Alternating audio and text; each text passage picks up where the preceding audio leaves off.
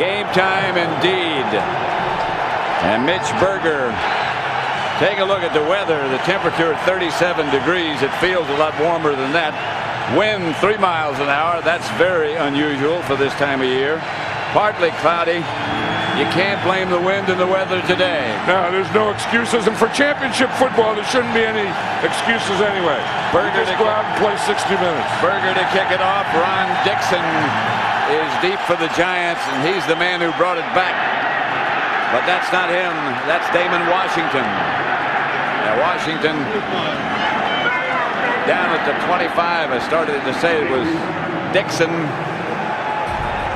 who scored against the Eagles on the opening kickoff last week. This is the Giants offensive line. Lomas Brown and Glenn Parker, the two veterans on the left. Dusty Ziegler, the center. Ron Stone headed for the Pro Bowl, and Luke Pettigrew. Amani Toomer and Ike Hilliard, the wide receivers. Howard Cross, tight end in the backfield. Tiki Barber and the fullback Greg Camella. A Viking shaken up on the play. It's Dane, not Barber, that's going to start with Greg Camella. Pete Bursich injured on the opening kickoff, but it doesn't appear to be serious. 1st and 10 Giants at their own 25. Pat Summerall, John Madden, the NFC Championship game. Weather perfect, sellout crowd. What else could you ask for? Nothing.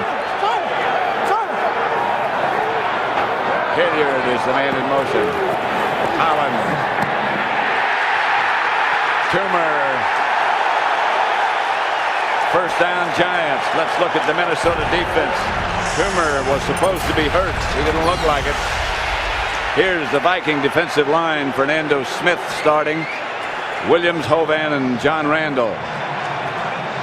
McDaniel, Kylie Wong, and Dwayne Rudd, the linebackers. In the secondary, Tate and Serwanga, the cornerbacks. Carter and the All-Pro Robert Griffith, the safety man. Barber now the running back. Fake to Barber. The throw complete. Toomer again. And we talked about the Air Force. That's what Sean Payton said. That's what Kerry Collins said. And this is a little surprise to me. Amani Toomer, we were out there. He didn't practice on Wednesday. He didn't practice on Thursday. We're out there on Friday, and he really didn't look good on Friday. And I remember in the middle of the season one time when Amani Toomer didn't practice during the week, didn't play well. In fact, Jim Fossil benched him after that.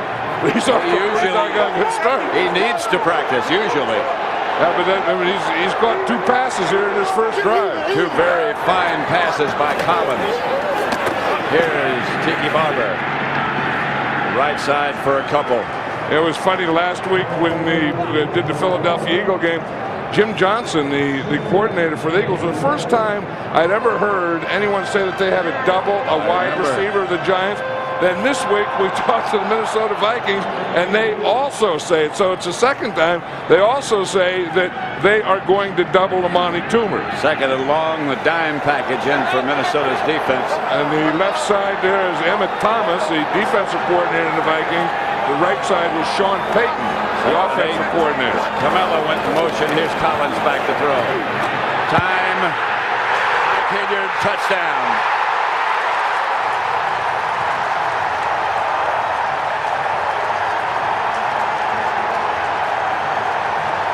The Air Force has been pulled out. They went to work throwing it. One running play. LT says that's not the kind of Giant offense I remember.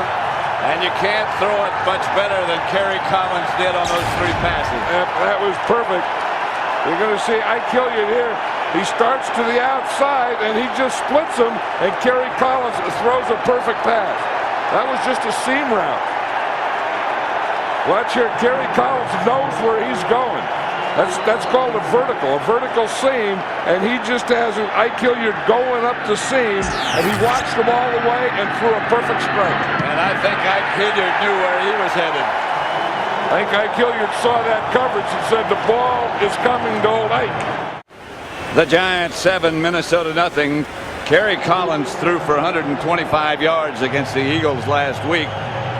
He threw for 472 on that drive just now. Look at that. The Giants are 11-0 when they scored first. That's an omen. That sure is an omen for a staff. Troy Walters back deep for Daniel Isso's kickoff. The ball bounces in front of him, gets away from him. They juggled it, and finally, maybe they came up with it. There's still a scramble. There's still a scramble going on, and I'm not sure who got it. Looked like the Vikings had it first. But I think it squirted away from the first Viking. Now there's a fight. There's 4 officials in there. The Giants. The Giants. What a start for the Giants, huh? We always talk about offense and defense. How about special teams? Boy, when we got here at 9 o'clock this morning, the parking lot, the tailgaters were already here. And they got something to yell about now, don't they? See, this is one of those ugly kicks that hits about the 17-yard line, and he just runs into his own guy. I mean, there were 2 of them there, and he got hit by his own guy, and the ball was knocked out of there. It was Mo Williams and Troy Walters back deep. That was the 2 that got confused and lost the ball. 1st and 10 at the Minnesota 18. Collins back to throw it. Looking in the corner, he's got Camelo, touchdown.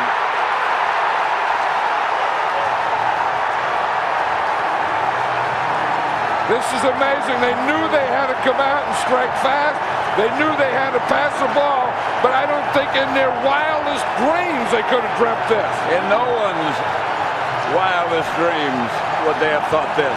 In fact, that was Greg Camella's first NFL touchdown. But Kerry Collins knows where he's going. He kind of looks off in the middle, and then he throws a perfect strike to Camelo. Dwayne Rudd was the closest guy to him, but he had him beaten. Kerry Collins off to a flaming start. 14-0 Giants. Here's the kickoff and the fumble recovery. Well, Troy Walters goes for it. Mo Williams is going for it at the same time, and the ball's just knocked out. And somehow Lyle West of the Giants comes out there with it. You know, that's one of those, when you get one of those ugly kicks like that doesn't go where it's supposed to, you never have any practice at fielding that kind of kick. This is Walters. He breaks out of the pack and gets up to the 40. Good return, short kick. Greg Camelo ran a nice pattern on that. He's going to start here, then he's going to go out and up, and he's going to end up on Dwayne Rudd.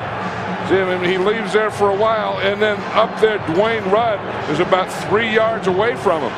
But he made a nice move there to go to out, like he's going to the flat where Camelo usually goes, and then he just took it and turned it up. Dante Culpepper. He has some work cut out for him now. Outside Moss. And Moss. Flag on the play. Moss got a Minnesota first down. And that's probably going to be tripping. I think Jason Sehorn missed the tackle and then tried to trip Randy Moss. That's where they threw the flag. You know, they got that pattern and everyone is running now. It's just a one-step drop. Tripping. Defense number 31. 10-yard penalty. First down. Tony Corrente is the referee. See, watch Jason Sehorn. He slips, and then he takes his left foot and he tries to trip Randy Moss. I will say this, in the early going here, the defense has been slipping. Both defenses, the Giant defense and earlier the Viking defense, has had trouble with their footing on this field. The Vikings now have the ball at the Giant 38. 1st and 10. 3 wide receivers from Minnesota. Dante Culpepper up under center. Robert Smith.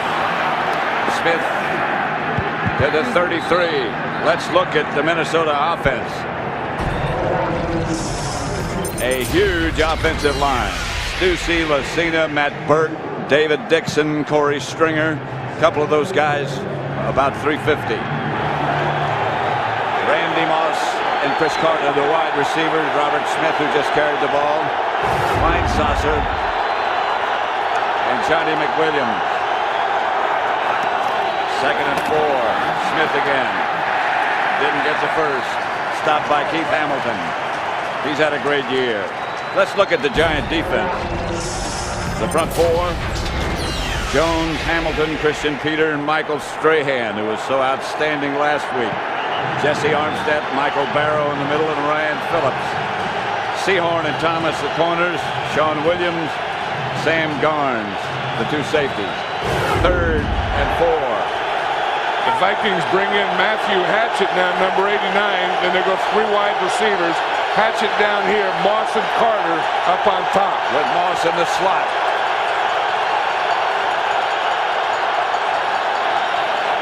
Flag on the play. Here's Culpepper rolling and throwing. Free play. Throw it up for Moss. Incomplete. Garnes right with him, and Garnes played him well, and Moss is down hurt.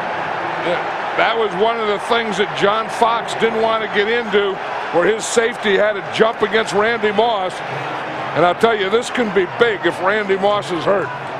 Well, we know he's hurt, but I mean, if he's hurt bad.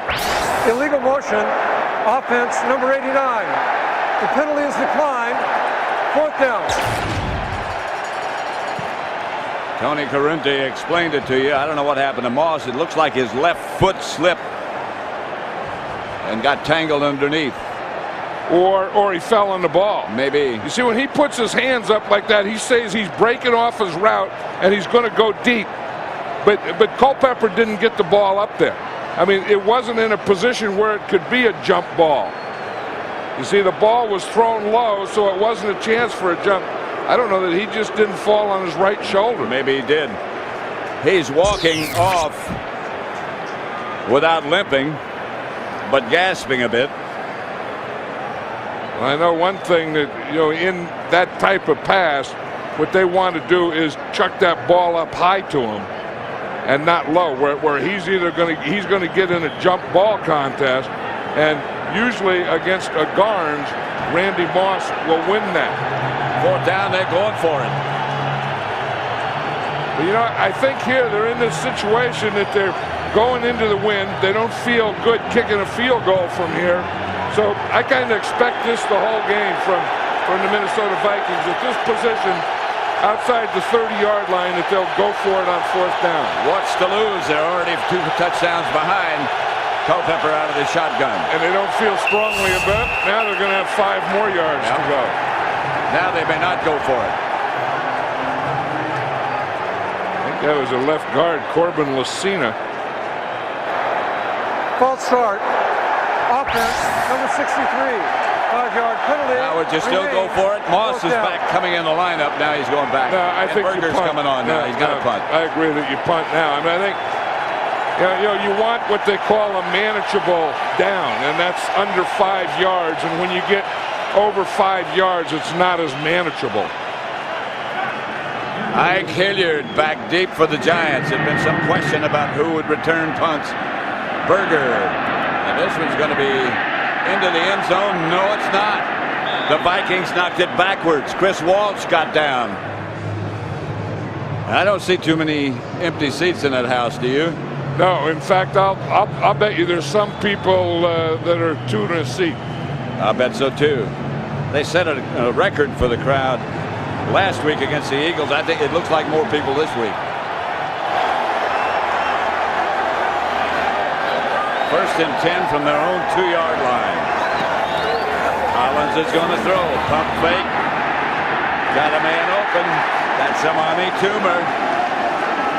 Well, I'll tell you, this is something I really didn't expect this, because when I saw Amani Toomer again on Friday, he could hardly walk.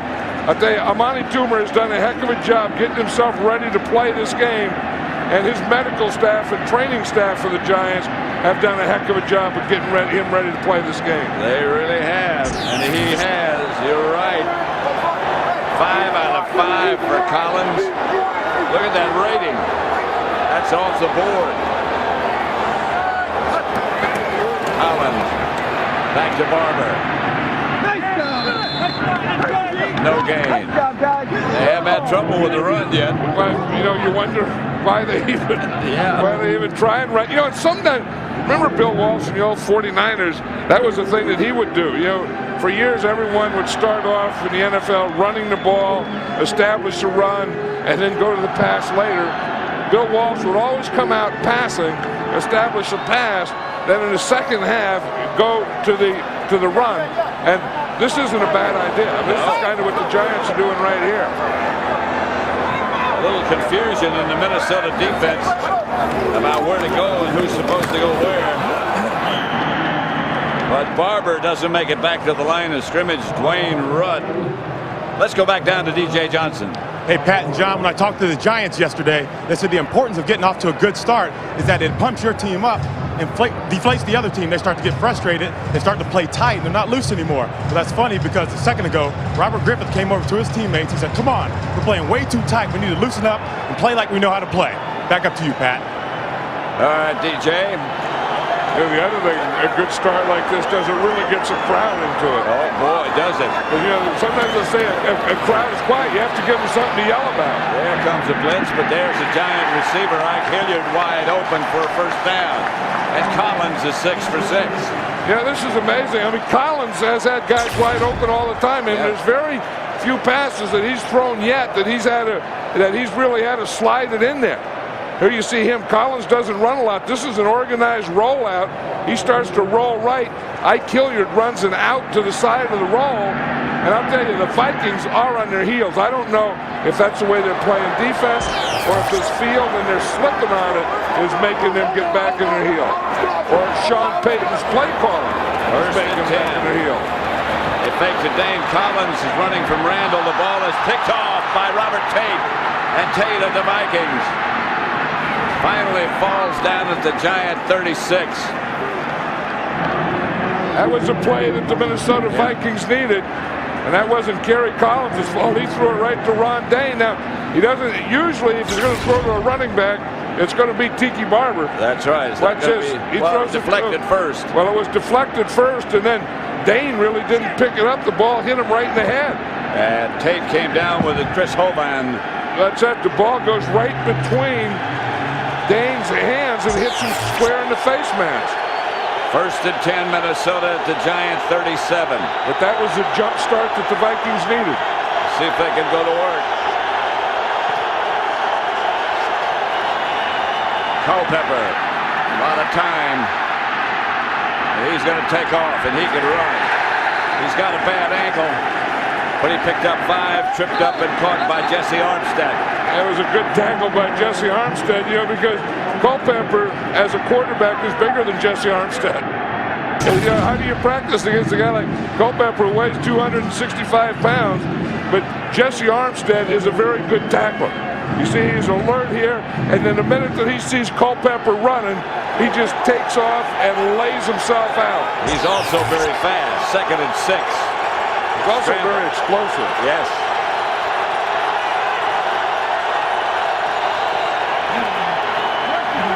Culpepper, wide open is Johnny McWilliams, his tight end, who can't stay in bounds. He had some more room, but he got a Viking first down. And they got Armstead. He takes a bite up, and you're going to see what happens. Watch Jesse Armstead. He's going to step up. He's going to step up here right there. See, take the short guy, and they throw it right over his head to McWilliams. This is the thing you always tell you guys, don't take a bite. Now watch Armstead. See him bite up there in the short guy, and then you get the deep guy right in behind him. That's the toughest thing for a linebacker, to see a flash in front of him and not take the bite by stepping up. First and 10, Minnesota. Smith is the deep back, and he gets the carry. Robert Smith to about the 22. Keith Hamilton again on the stop. Keith Hamilton has had an outstanding year this year. Really has. I mean, he can do this. He's on. There's 2 Pro Bowlers right there. I mean, Matt Burke is the center, and you see him get his hands on him and then just wait. You know that those nose tackles, you have to be a little patient there too. You have to get your hands on them, you wait, you hold it, and then you come off it. There's a guy who's always going to be good, and this year he is good.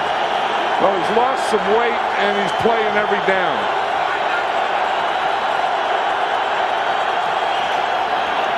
Culpepper back to throw. Up the middle. Intercepted.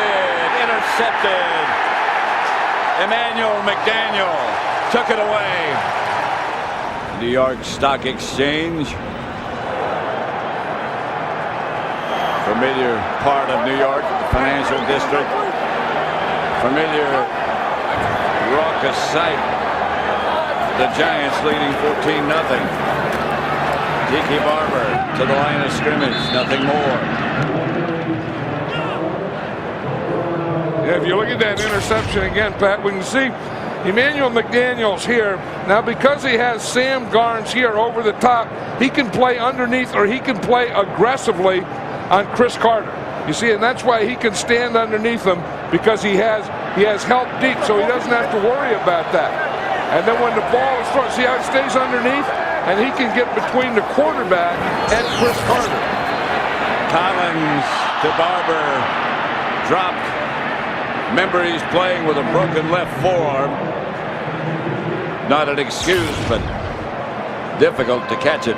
Look at that interception again, and the job that Emmanuel McDaniel does, because right there, all four hands are on it, and when he comes down, he makes that twist move, and that twist move is the thing that made that an interception instead of a touchdown. That guy he took the ball away from has got a pair of the strongest hands in the NFL, Chris Carter. And some of the best hands that have ever played this game. 3rd and 10. Collins. Open is Ike Hilliard, and Hilliard gets a Giant first down, inbounds.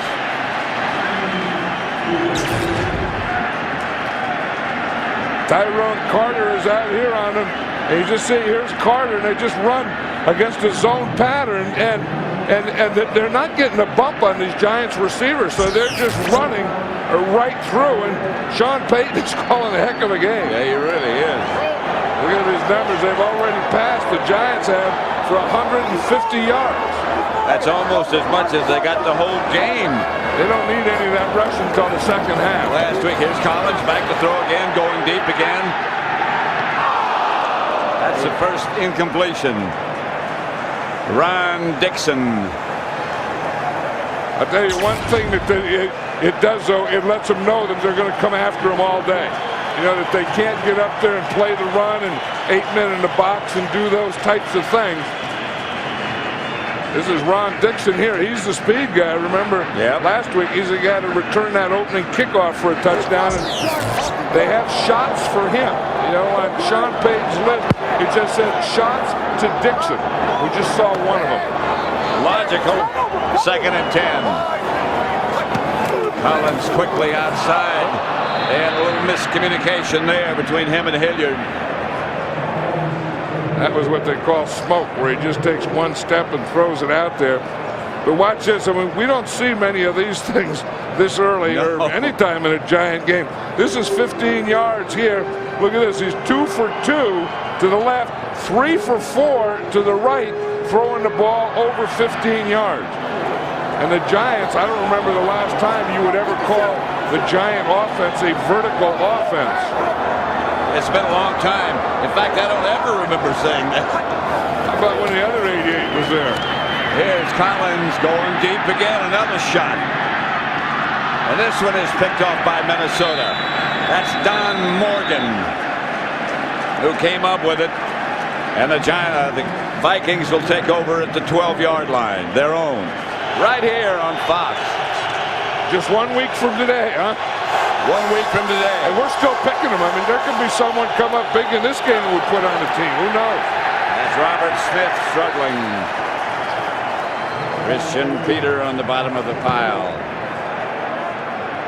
You know, Robert Smith really hasn't been the same in the last month. He has some loose bodies in his knee. I remember about 3 or 4 weeks ago in one game, they got caught in a joint, and he had to come out a couple of times, and they can't really do anything about that until after the season, but I think that has really affected Robert Smith. Injured Viking down. I think it's Corbin Lucina. I know it's an offensive lineman. At least they have 2 guys out there helping him now. Remember last week, old Glenn Parker goes down here. and no one came out to help him.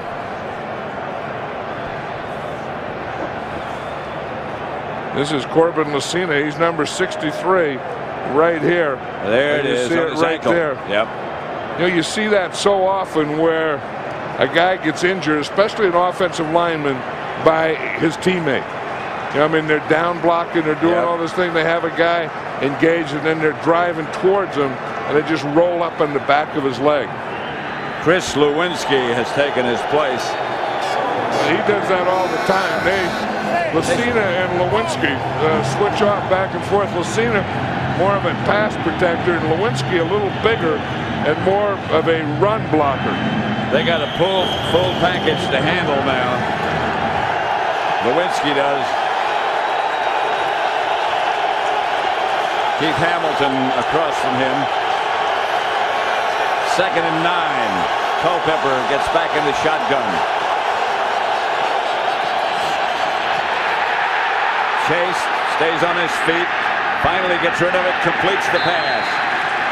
Matthew Hatchett stopped by Dave Thomas. And you were right about Keith Hamilton, and they didn't block him. But Dante Culpepper, watch Keith Hamilton. He's right here. But Dante Culpepper is so strong.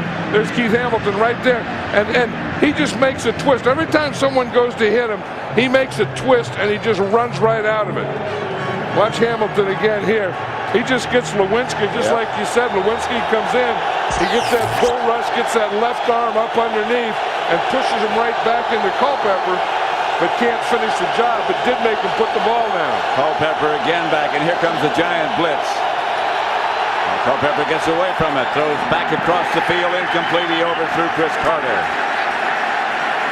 And the Vikings will have to punt. And Michael Barrow, John Fox here sees that. Michael Barrow came on a blitz. And that's the thing that made Dante Culpepper put the ball down. Watch Barrow. He's going to come right here. And you'll see right here, he starts to get the pressure right there. Culpepper tried to run out to his right. Got around Barrow, but was in no position to throw the ball. Berger back to kick, and the ball came off the side of his foot. That's a poor punt. The heck was that? He's looking back at the ground. I think, look at that, now he's pointing up to the air. Yeah. He better point to his foot. or maybe it's his other foot. Maybe it wasn't his punt foot. Well, let's see. Just came off the side of his foot. He was out an awful long time before the game working on his kickoffs and punting. You know, and what shoes to wear and all that stuff. Remember, we did their last regular season game, the Indianapolis Colts, and he had a pulled groin muscle at that time. Well, yesterday, and the Vikings came out here to practice a walkthrough, really. Berger changed shoes 6 times, trying to find a pair of shoes he was comfortable with. Kickers tend to do those types of things. They do. I could only have 1 pair, though. He had a square toe. Yeah, that's all we could afford. Collins gets the screen pass out to Ron Dane. This is one of the things that the Giants want to do, you know, is throw a little more to Dane, because they don't want the defenses to know that every time Tiki Barber's in there, it's a pass, and every time Ron Dane is in there, it's a run. Or every time Ron Dane's in there, they fake to him and never throw to him. So some of these things they want to do to break tendencies. Collins today 8 out of 13, 2 touchdowns, 2 interceptions. One of them a deflection. He pumps, goes deep. He's got Amani Toomer. The Viking defender fell down. Flag on the play. Yeah, they threw a flag out there. That's Red McCombs, the owner of the Vikings, just shaking his head, and that's about all he can do right now. Yeah, he walked into a whipsaw here. Old Red's getting whipsawed in this first quarter here. Because they didn't, you know, I mean, if you would have said that this is going to happen, but which team is going to do it, most people would have picked the Vikings doing what the Giants have done. There was no flag. They picked it up. So it's 1st and 10 Giants. Tiki Barber struggling for yards on the ground and getting only a couple. This is what they do in the sideline when they get those electronic images. That's Mike Tice, the offensive line coach. And it seems like offensive line coaches and offensive linemen work with those more than any other position. You see, and he's showing them the blitzes and or stunts and what they did, where they lined up, and how they have to pick them up. Looked like Amani Toomer hurt himself again. Yeah, it looks like he might be limping just a bit. Remember last week he hurt his ankle and both knees. One knee was a guy spilled hot soup on it. Here's Collins. Up the middle, incomplete with this. And there's no flag. He came up with it. Joe Juravicius was knocked down before the ball got there, but came up with it. Kerry Collins loves Joe Juravicius. They played together at Penn State when Joe Juravicius was a freshman and sophomore, and Kerry Collins was a junior and senior. And he said he liked him from those days because he's a big target. On the way down. He's a wide receiver, but he looks like a tight end. Look at that. That is a heck of a play. Robert Griffin was there. Robert Griffin even had one of his arms. This is Ron Dane behind the line of scrimmage. A loss of about a yard. Oh, Glenn Parker's upset. Ron Dane can't run sideways. I mean, and I don't care. I mean, maybe in his second or third or fourth or fifth year he can run sideways. In his first year in the NFL, he has to get his shoulder square. And it's easier when he stays inside than when he tries to get out to that 6 and 7 hole or that off tackle hole. Kerry Collins is trying to get the crowd to calm down and be quiet a little bit. And that's the end of the first quarter. Look at this. The Giants had 3rd and short. The Vikings, confused, only had 10 guys. 1, 2, 3, 4, 5, 6, 7, 8, 9, 10. The Giants run a play and can't score against a 10-man defense on the goal line. In fact, lost yardage. Brad Daluiso in to try the field goal. The Vikings defense has been confused a lot in this first quarter. From 21 yards out, it's 17-0. As we open the second quarter, the Giants over the Vikings 17-0. Here's Daluiso's kickoff. Again, it's short. This time it's Troy Walters. Walters to the 38. Statistics from quarter number 1. -1 yard rushing for the Giants, but look at the passing yards. 187 more than they got all last week against Philadelphia. The Vikings haven't gotten on track on offense yet. You know, it was interesting. Sean Payton said yesterday, Kerry Collins was saying that Sean Payton always puts the onus. He calls it the onus on someone. He says the onus this week is on Kerry Collins and the wide receivers. I'll tell you, Kerry Collins and the wide receivers so far have taken the onus. Culpepper, ball, his arm was hit just as he let it go. Incomplete, intended for Moss. Corbin Lucina back in the huddle for the Vikings. Remember what Michael Strahan did last week? Watch him here on Corey Stringer. Again, Corey Stringer, a big 350-pound guy. You know, Michael Strahan is undersized, but he plays a strength game. Yep. He's a bull rusher. I mean, it's all about leverage. Michael Strahan has great leverage, and he just showed it to Corey Stringer. 2nd and 10. Culpepper, Robert Smith, who has outstanding speed, but there's a flag on the play thrown from way back. One of the deepest officials.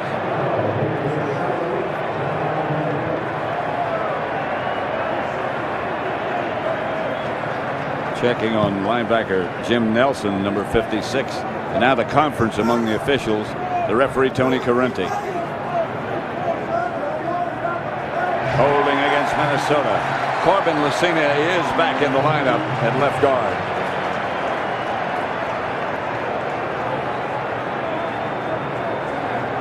Holding, offense, number 89. 10-yard penalty, repeat, 2nd down. Holding against Matthew Hatchett, one of the wide receivers. Takes back Smith's gain.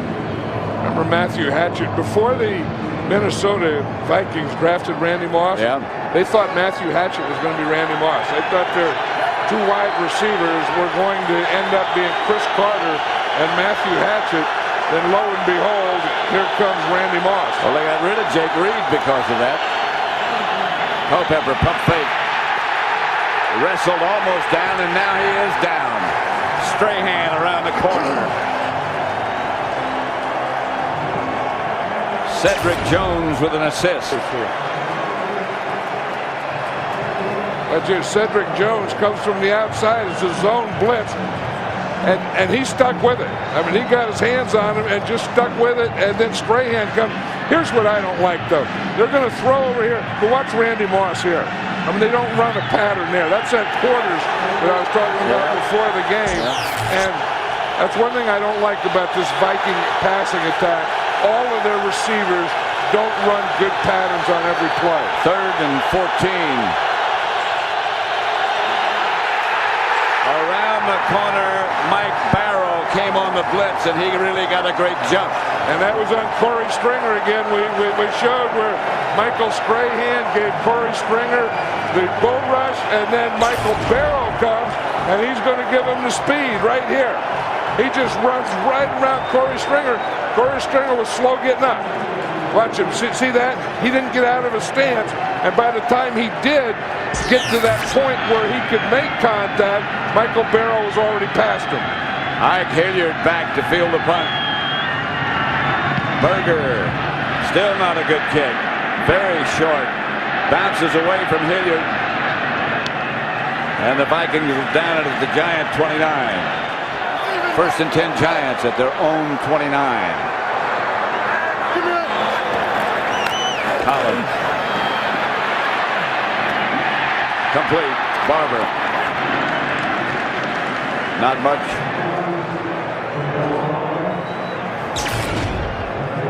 Yeah, here, Luke Pettigrew has been doing a pretty good job on John Randall. I mean, if they're going to get any pressure with their 4-man line, it's going to be from John Randall. And you can see that he gets there towards the end, but Collins is still able to get the ball off. But all in all, in that first quarter, I think Luke Pettigrew has really done a pretty good job on John Randall. All that offensive line has done a good job. Collins has had time. 2nd and 7. Barber. Let's again send you down to DJ Johnson. Hey, Pat and John, before each and every game, Giants linebacker Michael Barrow writes down a list of what he calls laws. And these laws are designed to get him in a positive right frame of mind for the game. And among the 3 today, he has be physical and aggressive, tackle, wrap up, explode through the back, and first and foremost, get to the ball, no excuses. I tell you what, after that second ago, no excuses needed. He got the sack. Back up to you, Pat. 1st and 10. Collins gonna throw deep, gonna take another shot. It's Dixon. Made the catch. He made the catch at about the 12. Tyrone Carter was right with him, but Dixon came down with it. Worth a shot. This is amazing, and this is why you have to take those shots, because you never know what's going to be in the other end of them. And you see Dixon again, the fastest of the Giants, and the guy that when they're going to run a deep pattern and try and get it deep, they're going to try and get him in the game and get it to him. And that was a heck of an adjustment that he made, because that ball wasn't thrown out in front of him. He had to kind of come under control and reach back for that one. A gain of 43 yards. 1st and 10 Giants. And here's Collins sprinting out and hitting Ike Hilliard. I'll tell you, Kerry Collins has him going. Oh, really? I mean, Sean Payton put the onus on him, and he took that onus. I mean, and he's playing this first half with onus, and this is something you don't see a lot. This is the second time that we've seen the Giants run that pattern where Kerry Collins just sprints out, and then on play side, Ike Hilliard runs it out. Look at this, wide receiver. They've thrown the ball 13 times, completed 10 for 209 yards. 2nd down and 5 for a first. Collins fakes again and sprints left and throws. Touchdown, Giants. It's Joe Giravicius. He didn't play last week, but he's made his presence known this week. Yeah, they all said when we went to practice the other day, and about 5 or 6 guys come up and tell me, Joe Juravicius had a great week of practice. I don't know if Harry Carson was one of those guys, but I'll tell you, Gary Collins was one of those guys who said that. Yes, he was. This is what you like about Joe Juravicius. Again, the big target, the closer you get to the goal line, the bigger the target, the better, because you can run him back to that corner and just throw it where he catches it or no one catches it. He and Collins played together at Penn State for 2 years, so they know what each other can do. So's extra point is good. 24-0. The Giants over the Minnesota Vikings. Pat Summerall with John Madden. And whoever expected something like this. I thought the Giants had a chance, but wow. The Vikings have 39 yards total offense. The Giants have 257. Mo Williams at the 25. I tell you, Jason Sehorn has to be doing a great job out here on Randy Moss. He's been lining up on him all day, and Randy Moss hasn't done anything yet. Well, Culpepper has had no time. Sehorn slings Moss out of bounds. He got 5 yards. And we look at this, the defensive pressure that they put on Dante Culpepper. And remember, this week it's all coming from this side here. Before, they used to get a lot of pressure, the Vikings did, from this side, but not much from this side. But here's where it's coming from. 2 sacks, 2 hits, 3 hurries from their right side or the Giants' defensive left side. Culpepper outside. Andrew Jordan makes the catch. It's not a first down as Jesse Armstead knocked him out of bounds. You know, one of the things people say, you know, how's John Fox going to defend this offense? And the way John Fox does is you just mix it up. Yep. I mean, there's no one thing you do. You don't blitz them all the time. You don't zone them all the time. You don't man them all the time. You don't use quarters all the time. But you mix them up so that Dante Culpepper never gets in a rhythm as to what you're doing. And don't you have that feeling that's happening? I really do. You think John Fox is going to be a head coach? I think, yeah, I do. Whether it'll be this year or next year, I think he will be a head coach. The fake is to Smith. They don't get a first down. As out there quickly as Thomas, and the ball's loose. The ball's on the ground. The Giants are taking off with it, but they're saying it's down. Yeah, the officials just pointed down to it, so that. Well, now they've dropped a flag on the play. Red McCombs. It's a long, tough day for Red today. What happened to your granddaddy that time? Holding. Got whipsawed. Number 85. Red got whipsawed. The penalty is declined. 4th down. Bob Tisch, half owner of the Giants, he looks a little more enthusiastic and happy about things. And right next to him, Mayor Giuliani. The mayor of the city of New York. I thought he was a Yankee fan. Well, and that's what you are. During baseball season, you're a Yankee fan. During football season, you're a Giant fan. Nothing wrong with that. But I'll tell you, he does get out. I mean, you see him all over this city. Berger gets off a good punt. Hilliard back to fielding, but let's see what's going on. The red flag means challenge, I believe. Right, and so that has to be a challenge on that 3rd down play. Yep. Because they got the challenge in before the ball was snapped. Did they get it in time? Yeah, because they blew the whistle before the ball was snapped. Jim Fossil saying it was a fumble. Yeah, you see that flag coming in there? Yep. Yeah, and that was before the ball was snapped. As long as they get it done before the ball is snapped. Well,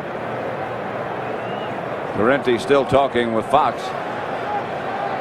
I think Jim Fox is saying that he was down by contact. Fossil.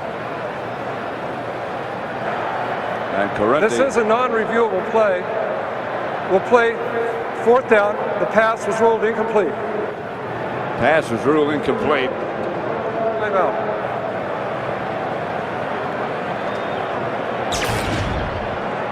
I don't know how. Maybe he hadn't got possession. Oh, boy. No, I don't know about that. Pass. It sure is. Yeah. I can see why he challenged that. Hilliard made a heck of a catch on the run, slipping down.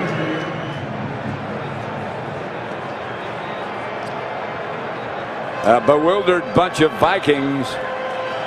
24-0. The Giants lead them. They're the two cornerbacks for the Giants who've done a whale of a job on those Minnesota wide receivers, Dave Thomas and Jason Sehorn. Yeah, Chris Carter has yet to catch a pass, and Randy Moss has only caught 2. And 2 short ones. Pete Mitchell was the man on the move. Here comes the Viking blitz. Screen pass called, and it's a perfect call. Tiki Barber almost regained his balance. And we saw in this first half, we saw the Air Force and the Omis haven't been accepted. First and 10. Collins back to throw it again. Almost picked off, intended for Toomer. That one was a little high. Yeah, that wasn't one of his good throws. No. You know, Amani Toomer, I was saying last week, you know, he hurt his ankle, and then he hurt his knee. Then on one play, we thought he hurt his knee. Remember on that sideline there? Yeah. And there was a guy on the sideline of the Eagles, and he spilled hot soup on him. And it burned his shin, and he said he reached down there and he thought his knee was on fire. And so he had a burned shin, a hurt knee, and a hurt ankle. And he didn't practice until Friday. Second and 10, and he's been outstanding. Here's the draw play to Tiki Barber. Barber to the 40, to the 35, and across. Stopped by Robert Griffith. Well, they have these Vikings going now. Oh, they got him on their heels. I mean, look at this hole here. They get that draw play. He just delays it a little and then cuts back. Like when we were talking to Tiki Barber the other day, he said that's the kind of running that I like to do. You know, Dane do the straight ahead, then I like the misdirection and the cutback. This is a cutback. Start to the right, leave your lead, and cut back when they leave you a hole like that backside. 20-yard pickup. Dane was in the backfield, and Collins is going to run this time. And throws it away. Tiki Barber, as we mentioned earlier, has a broken arm, a left arm. And there's the protective device he has on it. Right, it's a carbon fiber, and you can see the adjustment that they made was right down here to make it tighter, and then this takes the pressure off the broken part, and then as he gets hit here, it just brings it down to these other parts.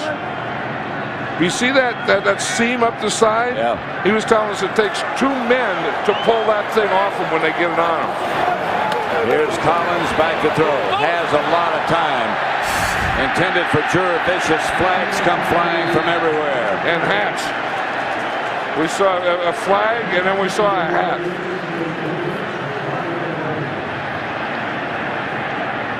There's Ron Botchin. He's the umpire. One of the good umpires. Remember when our buddy Matt Millen was the umpire in the preseason? The guy that he worked with was Ron Botchin.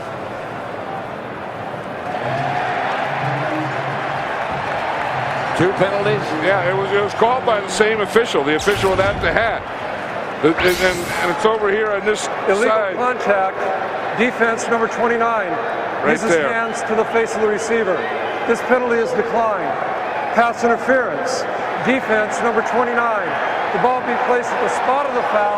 Automatic first down. Waswa Swanga. And both of the penalties were called on him. Yep. Both called by the same official.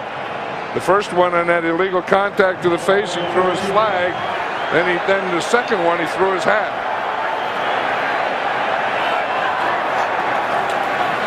Collins to Barber. Barber, no gain. Kerry Collins already has the 3rd highest passing yardage total in team playoff history, and we're still in the second quarter. That's amazing. You know, I remember when Ernie Accorsi, the general manager of the Giants, brought Kerry Collins in here and paid him a lot of money. And Ernie was kind of ridiculed for it, and he had to live with it for a while. Kerry Collins had to live with it, but they're kind of being repaid today. Collins back to throw. Throws to Camella. That's the pass that scored the touchdown. The Vikings are claiming he was out of bounds, but But the Giants get that one, 1st and goal from there. And that's the pass that scored their 2nd touchdown. They just have everything going. There's Camella up there running, as you say, that same pattern where it was a little flatten up. Yep. Most of the year, Camella had been just running the flat. So when they see him go out there, they take that angle of the flat, and then he bends it or turns it up. 1st and goal. He lost it, but out of bounds. Ron Dane, if he runs this, better run it square into the hole. Collins is going to throw it. Throws it up the middle, incomplete. Intended for Pete Mitchell, who was open. Yeah, they like Pete Mitchell as a pass receiving tight end, and in every game they have some plays for him. It's usually out a little more. It's usually out on the 10 or 20. You're going to see this ball's tipped here. You see right there. Right there. It's tipped. Yeah. That changed the direction alone. That will make Pete Mitchell just dive for it. Now they'll run it. Dane is the deep back. And Dane, a flag on the play. And I think Dane might have moved a little bit. 27. 27. 5-yard penalty remains 2nd down. You're right. When you get down there in that goal line and your number is called, you get a little anxious. Motion and watch Dane. Yep. Yes, he did move. That's all it takes is that little thing there. But at least he had a second effort. I mean, he had the hit in there, then he drove the legs. Ron Dane hasn't been doing a lot of that, especially in the second half of this year. 2nd and goal at the 6. He got off to a great start. It was thunder and lightning. That was all the talk. That's Mitchell lined up on the right side as the tight end, and Barber goes left. And here's Collins. Camella fighting at the 5, and that's as far as he gets.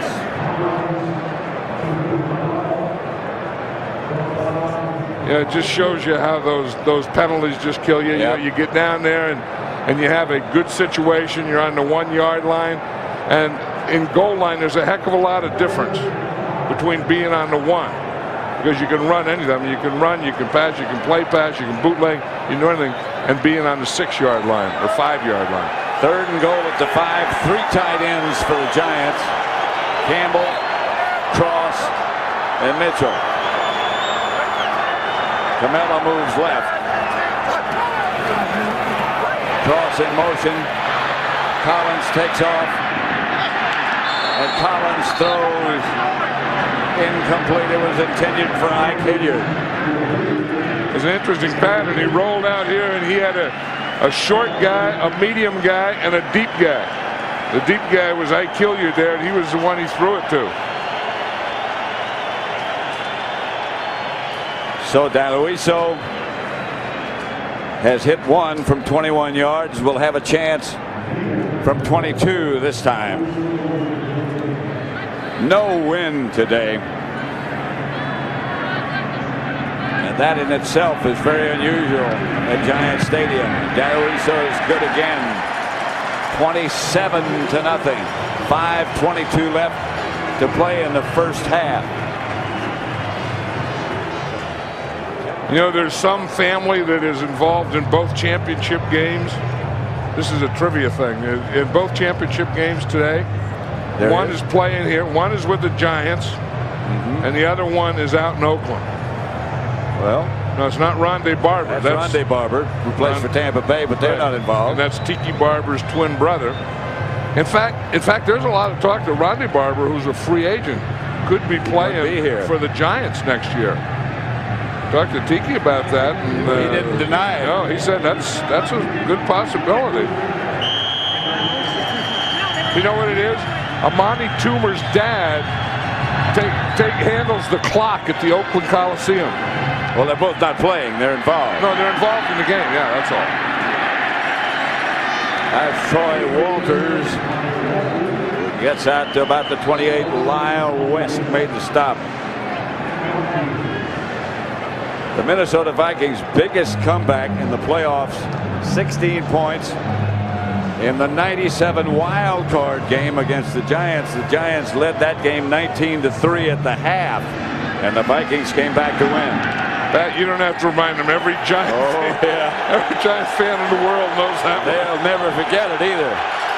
That's like the Pisarcik fumble. Yep. 4 wide receivers for Minnesota. Let's see if the Giants come after him. Pass is caught by Chris Walsh for about 8 yards. A flag on the play.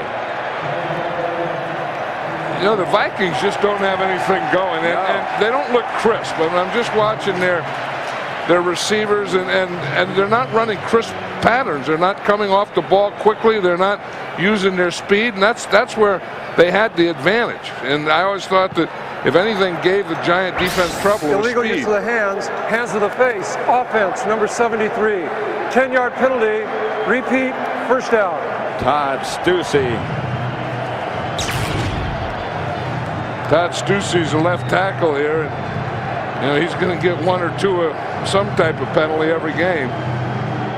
He takes that left hand. You just see that left hand up to the face. They let him do that, you know. But you have to, when you jam it up in there, then you got to pull it back down and get it back in their shoulder pads. 1st and 20. The clock running. 4:50 left in the first half. Culpepper back in the shotgun, and here comes the Giant blitz. And the ball knocked loose. Incomplete pass. Michael Strahan falls on it. He's the guy who hit. That's Armstead who fell on it. Strahan's the man who hit him. I'll tell you, Strahan and Hamilton are going to be right there about the same time. Strahan coming from the right and hitting him right there. Hamilton coming up the middle so he can't step up. Strahan, these last 2 weeks, has been like the Superman. Oh, he really has. I mean, whatever he has, he is unveiled. He took the hood off, man. I mean, he really has. But, you know, again, Michael Strahan weighs about 260-some pounds. Corey Stringer outweighs him by 100 pounds. Here is Culpepper. Screen pass. Nothing doing. Armstead had it read. Robert Smith made the reception, but perhaps he shouldn't have. Jesse Armstead. That's the thing that Jesse Armstead can do. You know, we pointed that out earlier, that he can make up ground because he has that quickness and explosiveness. And you just watch him, and then he's a good tackler. I mean, he goes right there where he goes right for the knees and the ankles, and there's no way that Robert Smith is going to run through or out of it. He saw it coming right from the very beginning. Listen to this crowd. This is great. Minnesota's got it in exit. This is football in New York. Culpepper lost the ball, gets it back at about the 21. And again, Jesse Armstead is really having a heck of a first half here tackling. I mean, he has been all over the field and making every play. And when he zeroes in on you, you aren't getting away from his zero. Well, that's the thing about this Giant defense. It's somebody different every week. Although they all contribute. It was Michael Strahan last week. Yep. It was Michael Strahan again this week. And Jesse Armstead. This is a Giants timeout. I think maybe during the year, maybe Keith Hamilton had a better year as a defensive lineman than Michael Strahan, but not the last 2 games. There's Lawrence Taylor. He was here at practice yesterday. After practice, he talked to the team, and it was kind of fun to sit there. I stood there and watched the guys as Lawrence Taylor talked. You know, not watch Lawrence Taylor, just watch the guys, and they know that this guy is one of the greatest Giants of them all, and they all respect him. Well, he changed the way the game is played. This is Ike Hilliard.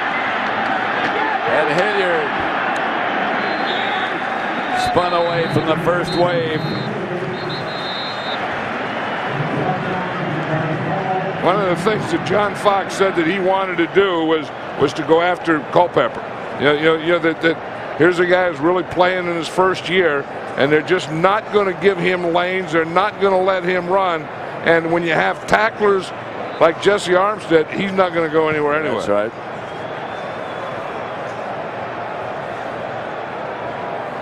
This is Ike Hilliard on the punt return. Watch his feet there, where you kind of make that jump cut, you know, where you jump. Remember Barry Sanders used to do that, where you jump with both feet, then go back to the other side. Personal foul. Personal foul. Unnecessary roughness. Receiving team number 23 blocked a kicking team player while he was out of bounds. 15-yard penalty. First down. Omar Stoutmeyer, reserve safety for the Giants. But you know, anything happens here. I mean, watch him. He grabs him by the head, then he waits for him to come in and waits, and then he goes and blocks him there. He's okay there. Yep. It has to come later because he didn't block him out of bounds yet. 1st and 10 at the 28. Collins is going for more. Ike Hilliard makes the reception. First down, Giants. Yeah, we're talking about Kerry Collins and how he looks confident. I will say that these receivers look very confident too.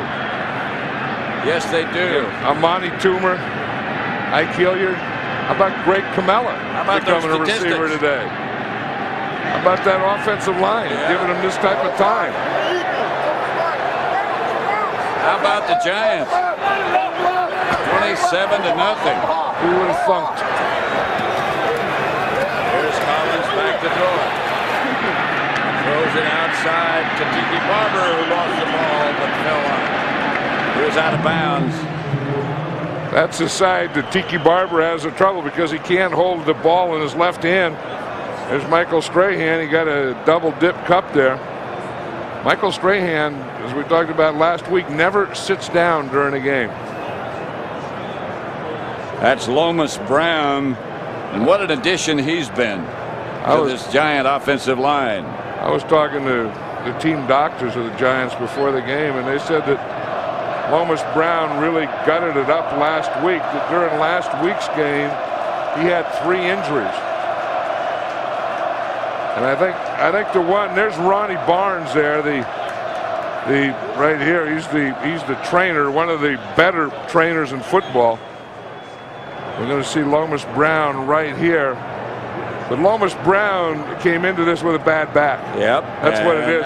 He tried to grab his back on the way down. Yeah, and then he grabbed it after he was down. But this happened to him. I know it happened to him in last week's game, they told me too. But then the job that he did on Hugh Douglas. Lomas in his 16th season. One of the fun guys. You know, Lomas Brown. Good people. Always has a smile on his face. And you know, when he talks and laughs, I thought about this week. He reminds me of Bill Cosby. Yes, he does. He sounds like Bill Cosby when he talks and laughs. Coming up on the Visa halftime show, JB, Terry, and Howie and Chris, who are here, will be joined by 3-time Winston Cup champion Darrell Waldrop. He'll have highlights and analysis of the first half of today's game and a live performance by Grammy-nominated artist Brian McKnight. That's all coming up on the Visa halftime report. Remember last week when Glenn Parker went down? Yep. And then we were trying to figure out what it was, and they had that wrap around him. He broke 2 ribs. Like they told me yesterday that he broke the 2 ends off him. You know, these fans, you know, it used to be these fans were all about defense, and since Lomas Brown came here, I think that they've learned to appreciate some of these old offensive linemen. He brought so much stability, maturity, poise. Just a good human being, good player. Well, he brought in a good locker room because you know, the Giants were always one where the defense was always barking at the offense, and the offense just kind of took it. And Lomas Brown and Glenn Parker come in and they have too much respect that they don't have to take it, so the defense doesn't give it to them, and they've become more of a team, the Giants have. 2nd and 4. Barber circles left, and Barber circles out of bounds in Minnesota territory. This is what I was talking about on Barber's. He can't hold the ball in his left arm, so he has to hold it in his right arm. Now, when you get up against the sideline, you want the ball in your outside arm, and when you can't do that, they're always going to hit that ball from the inside, and that happens a lot. But because of that broken left arm, he has to carry the ball all the time in his right arm. Mike Rosenthal has taken Lomas Brown's place. Here's Collins back to throw. Hit just as he lets it go, incomplete. Vicious, the intended target. That was Fernando Smith that hit him, and it was against. We're talking about Rosenthal. Here he is, and here's Fernando Smith right there. You see, they just take Lomas Brown out, so that's the guy that you're going to get excited about. It's the guy you're going to go to work on. Fernando Smith did. Fernando Smith, about 3 or 4 weeks ago, was a free agent. Yeah. Walk into it. Lance Sawyer, the normal starting right end, wasn't playing. I mean, he was starting to get tired and run down, so they brought Fernando Smith in to play more against the run. 2nd and 10. Collins throws complete. Caught by Ike Hilliard.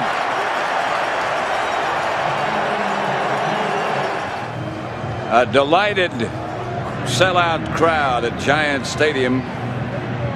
Lomas Brown is back bothering him. Heads for the locker room. 2 minutes to go in the first half. 27-0, and the Giants are down in position to get more. Jared Collins is. And the thing that I don't know when you start thinking about it, but Giants fans and players and coaches shouldn't be, but now look how close you are to that Super Bowl. There it is, right there, guaranteed. Guaranteed, not quite yet. At some point, you have to think we're about as close to a Super Bowl as you can get in the first half of football. Collins outside quickly. That's Tiki Barber. Now let's go down to DJ Johnson. Hey, Pat and John, Lomas Brown took himself into the locker room a second ago to get himself checked out. And as he walked by, he told me he didn't get hit. He didn't fall on anything, but when he was blocking, when he twisted, he felt something pull in his rib. So it's more like a muscle pull inside the rib area. So I asked him, "You going to shut it down for today? You guys got a pretty good lead." He looked at me and said, "Come on, DJ. You know I have to try to get back in this one." He was one of my teammates with the Cardinals for a while, so if he can get back in, he will be back in. Back up to you, Pat. Indeed he will, DJ. Now, you don't play 16 years in this league and get this far and want to shut it down. Collins again. Ike Hilliard had his eyes on the end zone as the pass is complete. Because, for an offensive lineman, when you get a lead like this is the most fun football. I mean, this is when all the fun starts. I mean, these guys, these Minnesota Vikings are really back in their heels, and whether they slipped early or they just couldn't take the onslaught, they have not been playing well. I mean, they've been like they're in mud or like something set in where they can't move at all. They're just standing there and watching the Giant receivers. 1st and goal, 1.5 yards. Dane gets the carry and doesn't get in.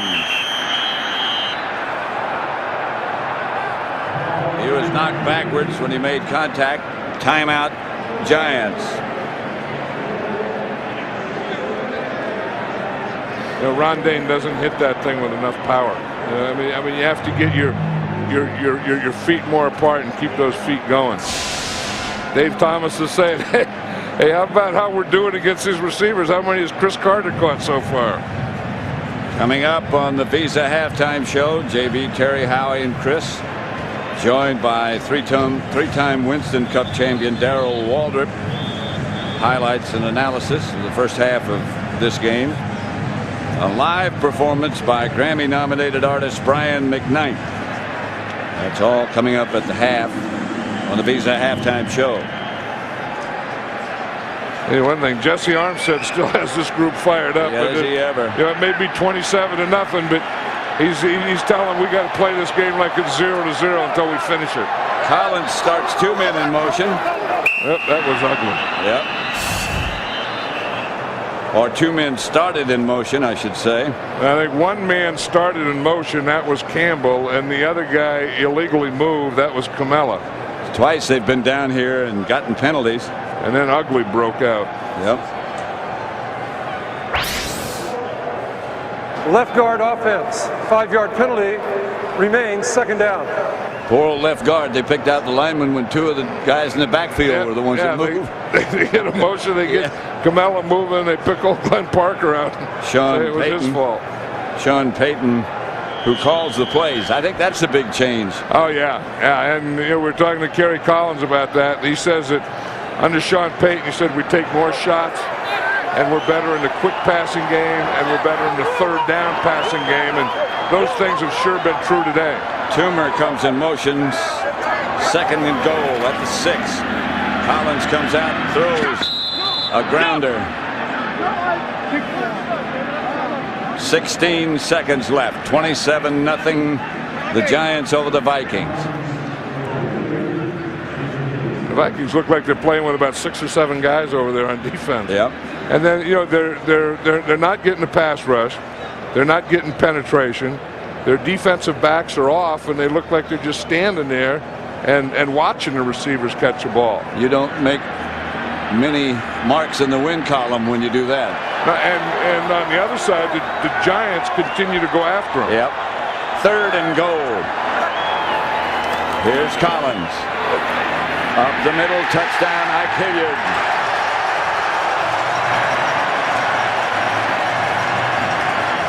Collins to Hilliard.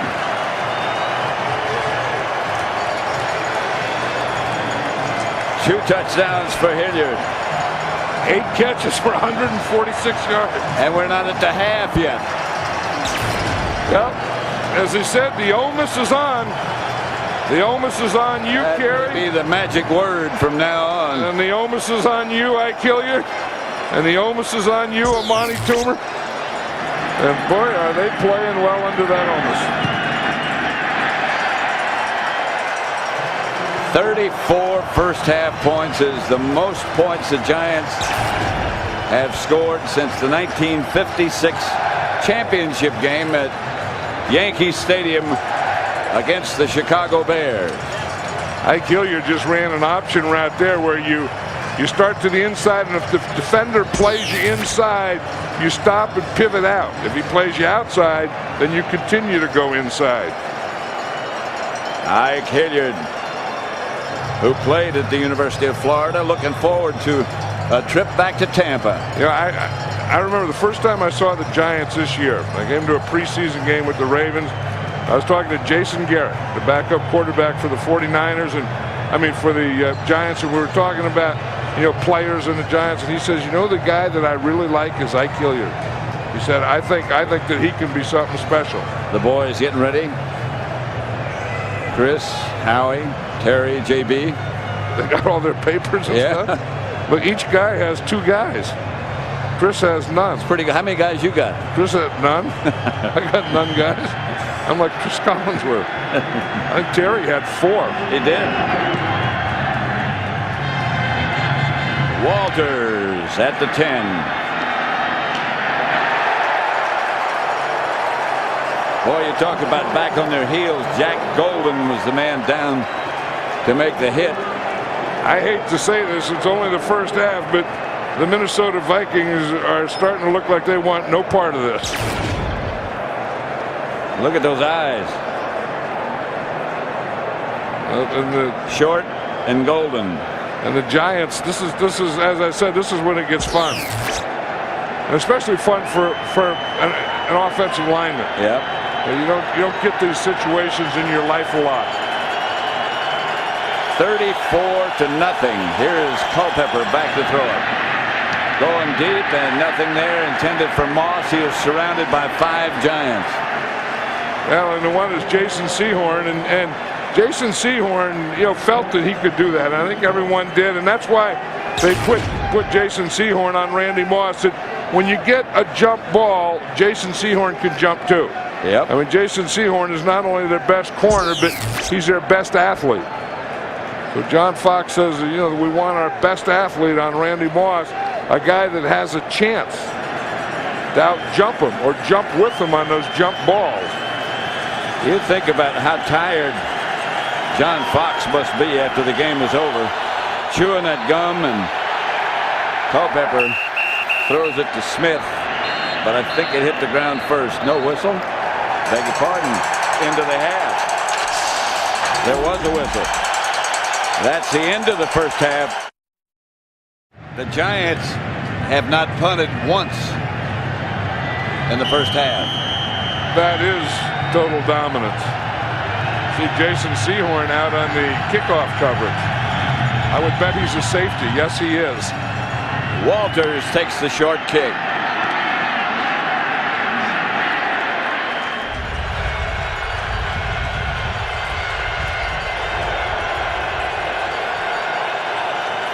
First and 10, Minnesota. Culpepper back to throw. A free man comes loose, and the ball comes loose. And the Giants are saying, we got it. And they do have it. Culpepper never saw it coming, and the ball was stripped loose. And we talked about John Fox and how he's mixing things up. That time he brought his safety, Sean Williams. Right. Came from the backside, and no one sees him or blocks him. Culpepper's got the ball, but it belongs to the Giants. Yeah, you see Sean Williams? Yep. He comes in, goes around, and as he's making the tackle, he keeps fighting to knock that ball out of there. He came from that right side. He came up late, got out there, and they didn't account for him. They didn't slide to that side. Nobody blocked him. And see, he comes from that right side. Culpepper looked like he was trying to put the ball down when Sean Williams knocked it out. Sean Williams is a guy that's been playing well for this defense. Yes, he has. This looks like halftime never started. Barber taken by Kylie Wong. Ed McDaniel. You know, look at this. This is the best looking pass chart that I've ever seen since we've been doing this. In a full game, I've never seen one look like this. The yellow's a complete, the red, the incomplete, and the blue interception. The TDs, don't forget. Usually you see them down in here, you know. But I mean, heck, they got stuff up in here, up beyond 15 yards, 25 yards. Look at that. I mean, they've thrown them right, left, middle, short, middle, and deep. Second and 4. Toomer was in motion. They get the ball out to Camilla.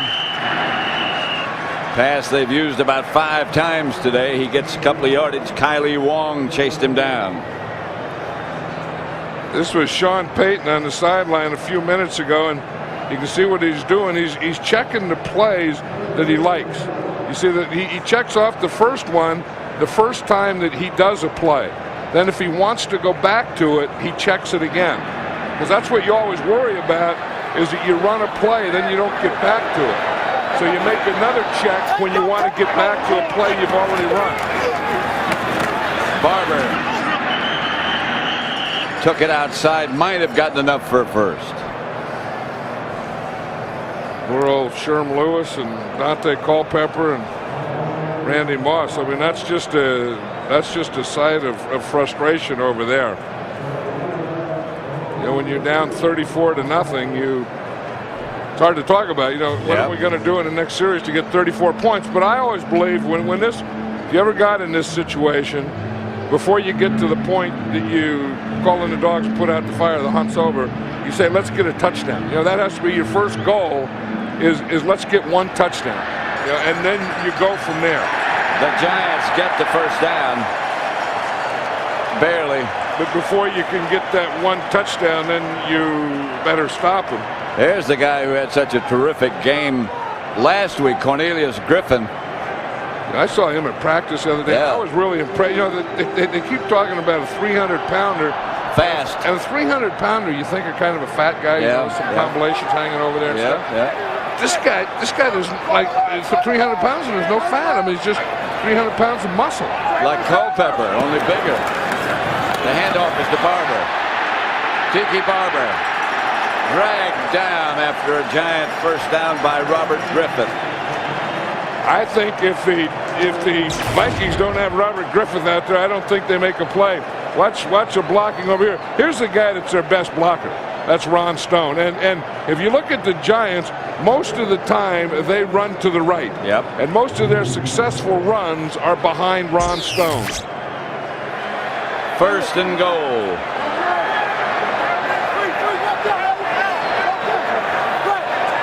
But I swear, if Robert Griffith wasn't out there making a tackle, That's right. there's not many other tacklers out there. Collins lofting to Toomer. Touchdown, Giants.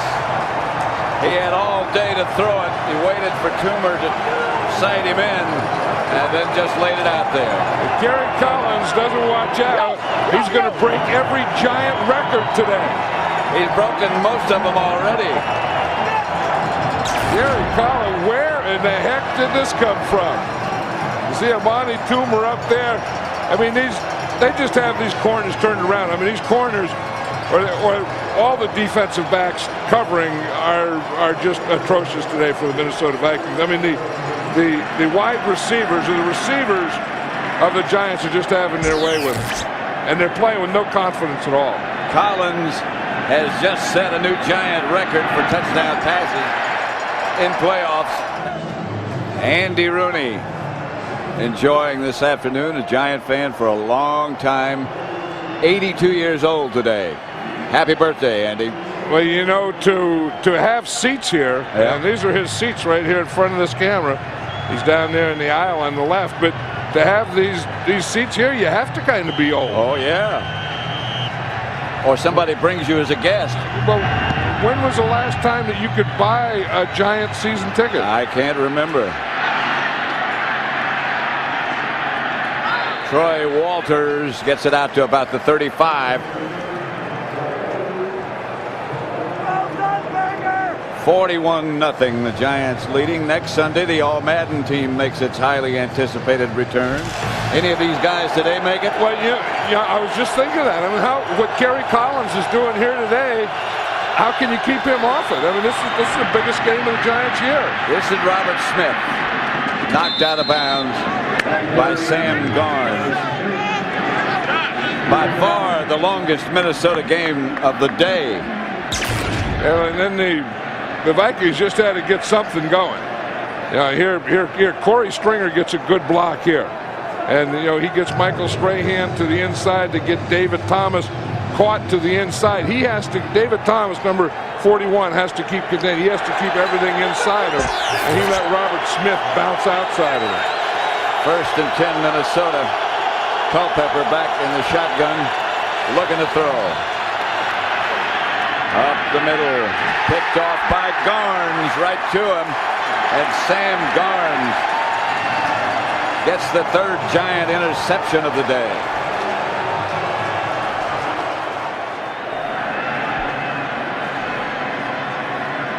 First down, Giants.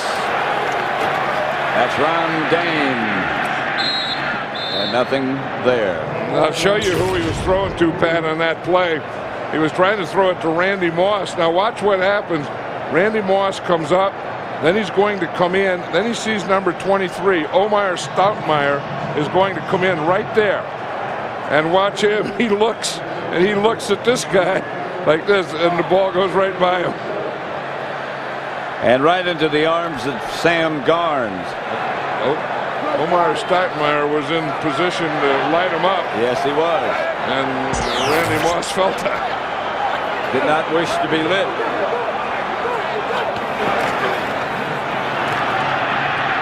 Joe Montgomery. Right side for about 4. Kylie Wong made the stop.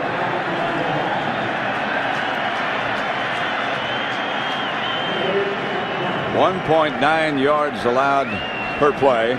3 sacks, 2 interceptions, 1 fumble recovery. They've had a good day. The offense, obviously, at 41-0, has had a great day. By the way, Kerry Collins' 5 touchdown passes ties an NFL title game record, championship game record, set by Sid Luckman. Ron Dixon out of the slot makes the reception. And the thing that Kerry Collins is doing today, Pat, he's moving that ball around. I mean, It's Dixon. We see Juravicius in there. We know about Toomer. We know about Amani Hill. I mean, he's just throwing it to everyone. Mike Hilliard. Kamel out of the backfield. Yep. And it looks like this Minnesota Viking defense is just kind of standing there like they're stuck in mud or something. And they're running by him. They're running by. You know, sometimes when you practice, you'll set up chairs. You know, and you run through chairs just to show zones and stuff. The Viking defense looks like it's chairs. Campbell gets to Dane. And Dane lowers his head and shoulder and gets about 5. Keith Hamilton over on the sideline getting a little well-deserved rest, but what a year he's had. You know, last week I was at practice and he was sitting. He doesn't like to admit this, but because he lost some weight, but he was sitting on the water thing. You know, that water, that plastic water cooler, the big water thing. Yes. He was sitting on it and it started to crack. And I swear I heard 3 cracks. And he's lost some weight. No, and he lost some weight, but he put the whole thing on the bucket, and he got 3 cracks out of the bucket, I swear.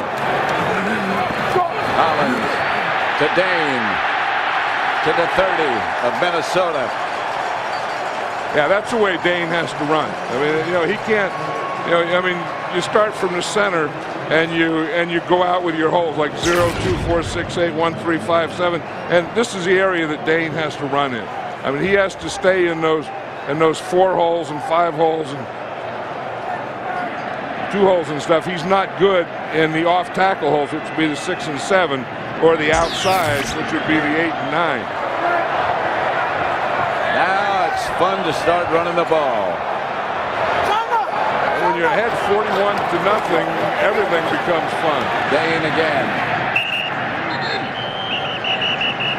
That game that Collins, that game that was the record was set by Sid Luckman, was 1943. That was when the Bears beat the Redskins 73-0.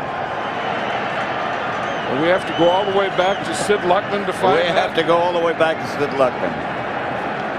Well, I mean, that's a day. You're having a game when you go back to Sid Luckman. I mean, you think somewhere along the line there'd be some Staubachs or Montanas or Tarkins or someone in there, Stablers, Lamonicas.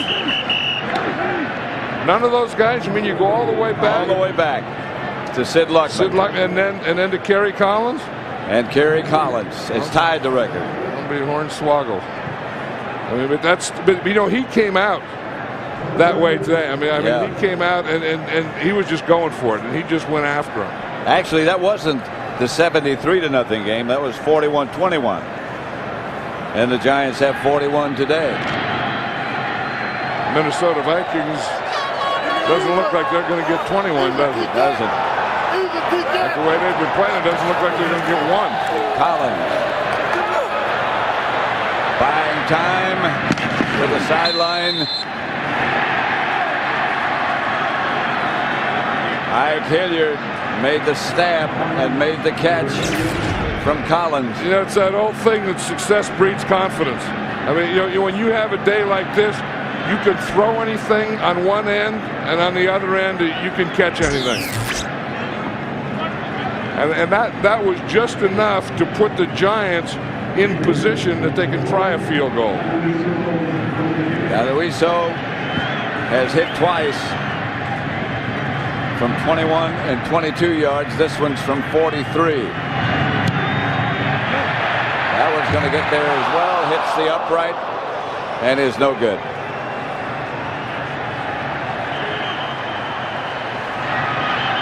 It hit the upright. He might as well stop right there. The ball's dead. 41-0. 6:03 left in the third quarter. Listen to this. That's a definition of the word doink. The gong has sounded.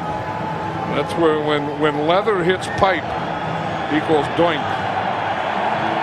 Here come the towels and the stands, and Jesse Armstead encouraging. Well, he did that last week, remember? He saw all the towels in the stand, and he told the equipment guy to get him one, and he put it in his pants and took it out in the field, and every chance he had, he would start the thing going.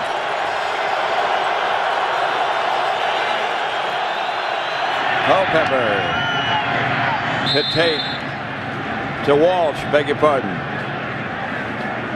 Chris Walsh. Remember last week they come in and they all had those towels, and here's how they got them as they walk in. Wave them. Walk in. The guy tells them wave them. Like, what do you think you were going to do? Eat your lunch on them? Well, a little pretzel. Blow your nose on them? Never hurt. I said wave them. Three-man rush for the Giants.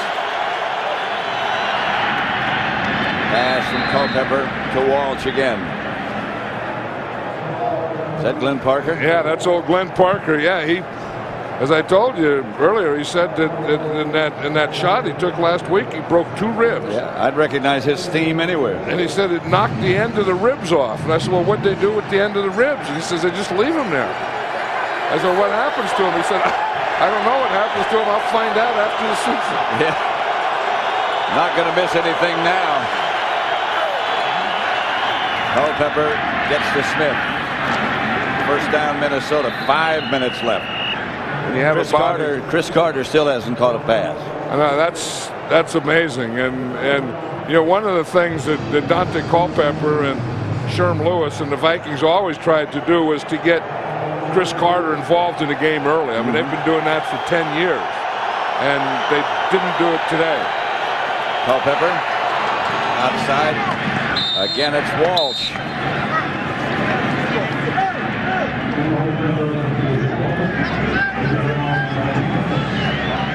I guess that means spy on him this play. Yeah, that's the old spy signal there. Look at that. Chris Carter has still caught no passes. Randy Moss has still only caught 2. And when we talked about the things that the Giants had to do on defenses, that was kind of control these guys. You know, you wouldn't use the word stop these guys, shut out these guys, because you know that they can't do it. But lo and behold, look what they're doing. Both of them are split wide to the left this time as they give it to Robert Smith. And Smith is close to first down yardage for Minnesota. Not quite. Michael Strahan made the stop. You know, Chris Carter is talking about retiring this year or not retiring. What would you think? I think he's not going to retire. I would think that he has too much passion for this game, and he's in too good a shape, and he works too hard, and I don't see any reason why he should, and I don't believe he will. And he's already told Dennis Green what he's going to do. This would deflate your passion a bit. Moss. No flag. Defense by Sehorn. Sehorn did a heck of a job. I mean, that's one of the things you have to like about Jason Sehorn is that he's gone out there not only to cover but to fight. And look at these Vikings. They only have 22 rack yards, which would be run after the catch. Of course, when Chris Carter doesn't catch any passes and Randy Moss only catches 2, you're going to have that. You see how Jason Sehorn is not only covering them, but he's fighting them? Yep.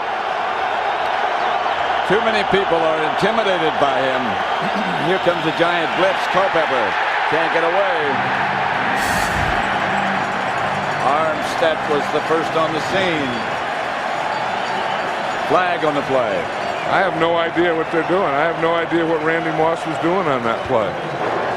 Illegal use of the hands, hands to the face, offense, number 77. The penalty is declined. 3rd down. Called against Stringer.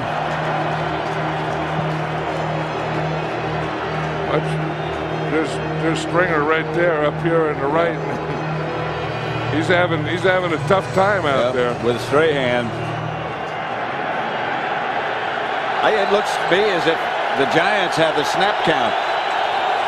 They're getting off on the ball when the Vikings have the ball better than Minnesota. I think they got the whole play. I think they're lining up in their huddle. Yep. Culpepper threw it away. Smith was out there. Culpepper's down. There's Cornelius Griffin, the guy we were talking about. And you have 300 pounds, but here he is right here. And I mean, this is 300 pounds a man. I mean, look at those arms and legs. I mean, he moves like a linebacker. There's nothing about him that's 300 pounds, except where he tips the Toledos. He's from some little town in Alabama, 3,000 people. He said they'll all be watching or they'll all be here. One of the two. They'll all know and everybody will call. There's a fight down there. Yeah, they have to throw a flag. Yeah. Trent Walters just punched the guy. I mean, he has to call that. the first official didn't know what to do. He just threw his hat in there. The second official threw the flag. And Ramos McDonald. Troy Walters punched McDonald.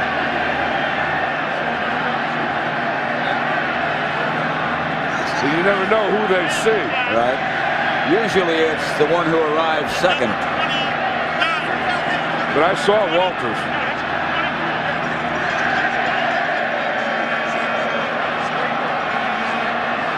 Here it is right down here. That's after the play. And they're still going. Right there. That's where Walters punched him. Right there, he punched him twice. He gave him a right, then came back with a left. Then they tried to stare each other down. Well, that's frustration on the Walters' spot. And then you wonder why the Giants would even be in anything like that. I think it has to be a 15-yard penalty on Walters. I mean, unless they didn't see the whole thing. McDonald shoved the back of his head down right at the beginning. The official that has his hat off, he called 2 penalties, or his hat is off because the guy was hitting him out of bounds. That was for being out of bounds. And the second one was for Walters hitting him. So we may have 2 penalties there. Super Bowl, you can hear the chant from the Giant Personal crowd. foul, receiving team number 25. Blocked a player while he was out of bounds. At the conclusion of the play, personal foul, unnecessary roughness. Kicking team number 23. This player has been ejected from the game. By rule, the yardage of these penalties will cancel each other out. First down. I thought it was Troy Walters, number 82, that punched. Yeah, it was. That's Troy Walters, number 82, who's been ejected. They're escorting him to the Viking locker room. Here's what caused it. Ramos McDonald is 25, and he got the penalty for hitting him out of bounds. Right. That was the first penalty. And Troy Walters got the penalty for slugging him and the ejection. They just had the wrong number. On first down, it's Dane, and that's one of those directions in which he should not run. He should not run in that direction. Look at the times, the number of times you see on that page, record, the word record. Kerry Collins, 372 pass yards, team record, 5 touchdown passes, ties championship record, 27 completions, team record. Look at I Kill You. Yeah. 9 receptions, ties team record, 2 TD receptions, ties team record, 34 first half points, 461 total yards, 25. They got everything to get. And we still got a lot of ball to be played here. Here's Dane again. Out to about the 24 and a half, 25 maybe. Let's go down to DJ Johnson. Hey, Pat and John, I'm standing here with a guy that you guys are very familiar with, LT. LT, you know, when you look at this Giants team, what strikes you the most about them? Well, I tell you, they're playing dynamic football. You know, I've been on 2 Super Bowl teams, and I tell you, none of the teams I were on did it quite like they're doing it today. This is great. All right, now 10 years ago, down in Tampa, Giants won the Super Bowl. Is it looking good again this time? Well, you know, they're playing Burry-inspired football, and I think right now they feel that they can win, and that's the most important part. They know they're doing something special, and their process is doing something special. I look forward for them to take this game in Tampa.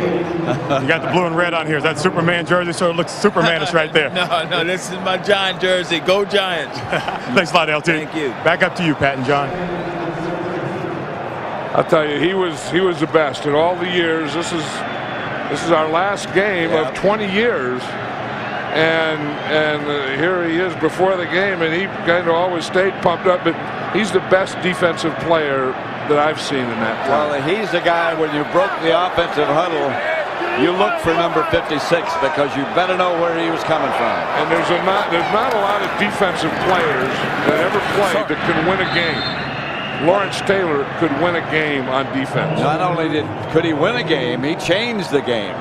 Yeah, and we saw him where he would he would get where guys just didn't want to play. I mean, there was no way that they could block him. You know, he changed the way they blocked. He changed everything. There's Jason Garrett. You know, Kerry Collins is just 8 yards away from Troy Aikman's all-time championship game record in passing yards. He needs 8 yards to break Aikman's record. Yeah, the Giants still haven't punted in this game, have they? There, that should be the record breaker right there. That's Amani Toomer. This is amazing. Recognize her? Angie Harmon. Yep. Gonna marry Jason Sehorn. Yeah, she has in June. She has that towel she's supposed to be waving, and she's pounding it.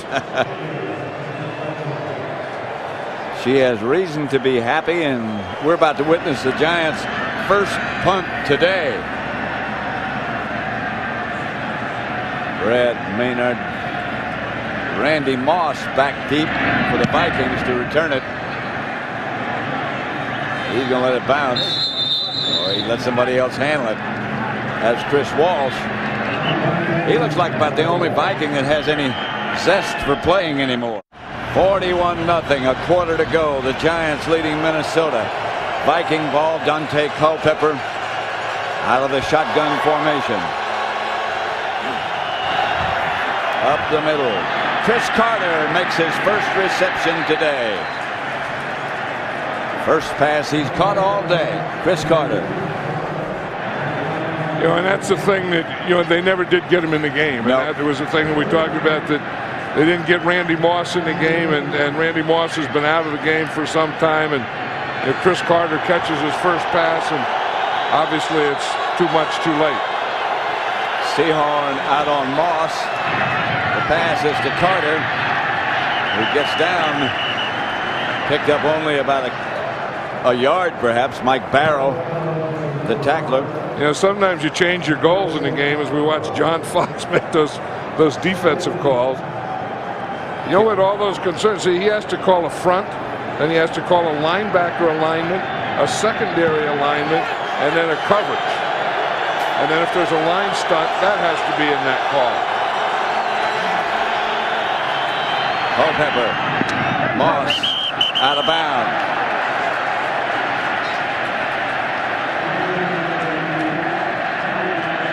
You know, it was funny. I was watching practice the other day, and Wellington Mara was there, the patriarch, the owner of the Giants, the 50% owner of the Giants, who's always been a Giant, and you see him at practice, and you just kind of feel good for him. I mean, it's the guys like Wellington Mara that made this game, that you know, supported, that have the passion for what it is today. It's staggering when you think about his father, Wellington's father, the pass caught by Carter. Bought. There's Wellington Mara. 10 o'clock this morning. By himself, walking the field. You know, his father bought this franchise back in the 20s for $500. $500. And he hasn't missed, I don't think, except for the time he was in the Navy, any practices or games since then. Well, you know what I like about him? At practice, he had to leave early. He knows the timing. So he leaves early because he wants to be first in line for lunch. And I said, you mean if you got there 10 minutes later, they save you any lunch? Yeah, they're not going to give you any or let you go to the thing. But that's not the kind of guy Wellington is. I mean, if he's going to, you know, have lunch with the team and he wants to eat first, he's going to leave first and get there in line. I just thought I'd ask him how good he thought this team was. And he said, well, you know, I'm not sure they know how good they are. Well, they do maybe now. You know, I had the feeling that, in talking to Jesse Armstead and Michael Barrow, that they knew how good they were. Pass incomplete. Walsh and Carter got messed up on their pattern. Yeah, I think so too.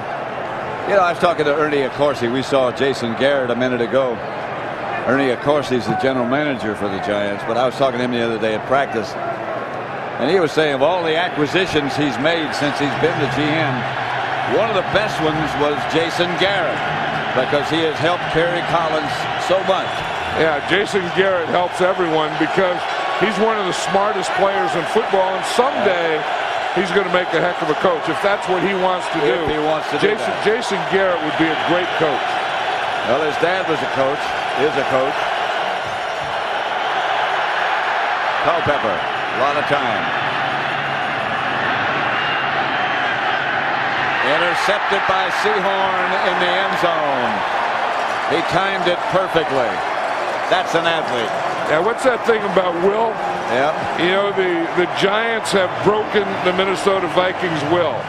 Kerry Collins, who's set records, tied records, 28 out of 39, 381 yards. That breaks Troy Aikman's championship game record. 5 touchdown passes. We told you that broke Phil Simms' record for the Giants. And now Jason Garrett, the quarterback. Joe Montgomery gets the carry, picks up about 3. You know, Jim Fossil was saying an interesting thing yesterday about Kerry Collins. He was saying that in his 6th year, he's somewhere between a young quarterback who doesn't know it yet and a know-it-all quarterback. I mean, he hasn't gotten to the point where he knows it all, but he's smart enough that, you know, he's pretty good. And he said that's a good area, a good time frame for a quarterback. And then he showed today what that time frame was.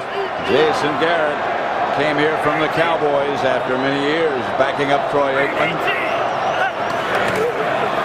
And off to Montgomery.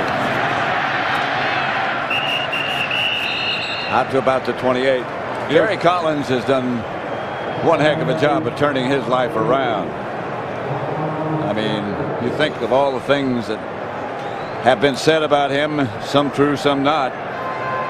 Quarterback Carolina to the championship game when he was there in his 2nd year. He got accused of being a racist, got accused of being an alcoholic. Checked himself into Menninger's clinic. Went through 2 sessions there on his own. Now he's taking his team to the Super Bowl. Montgomery again.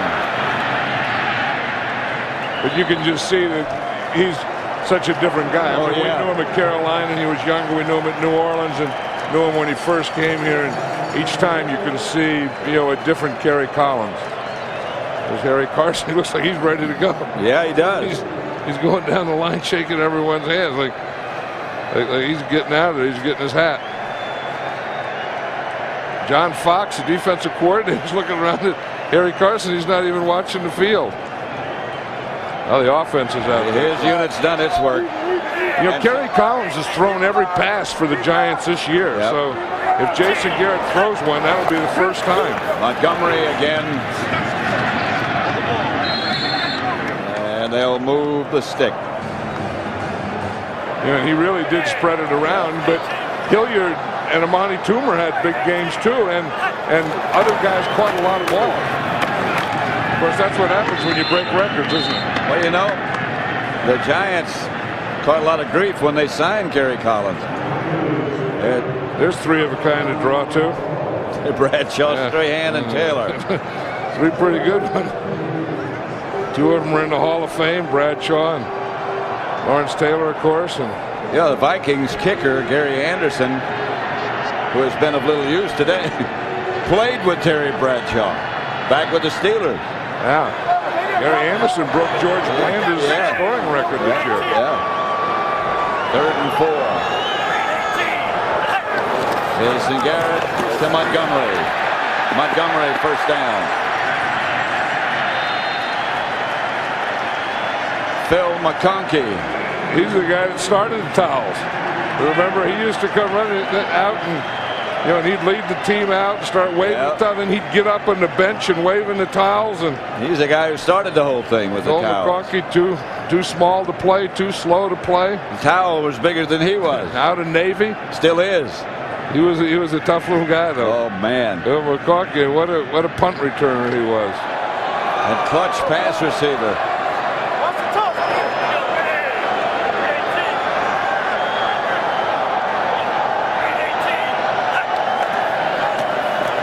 Montgomery again. Across midfield into Viking territory. You know, the Giants, in their 2 championship games they played in this stadium, in Giant Stadium have been unscored upon. The other one was a 17-0 shutout of the Redskins. This one 41-0 today. There's Ernie Accorsi. We were talking about the general manager a minute ago. And Ernie Accorsi was really the guy responsible for bringing in Kerry Collins, and kind of took a little heat for it. Yes, he did. Now he's getting kisses for it. Who would have thought? Ernie said,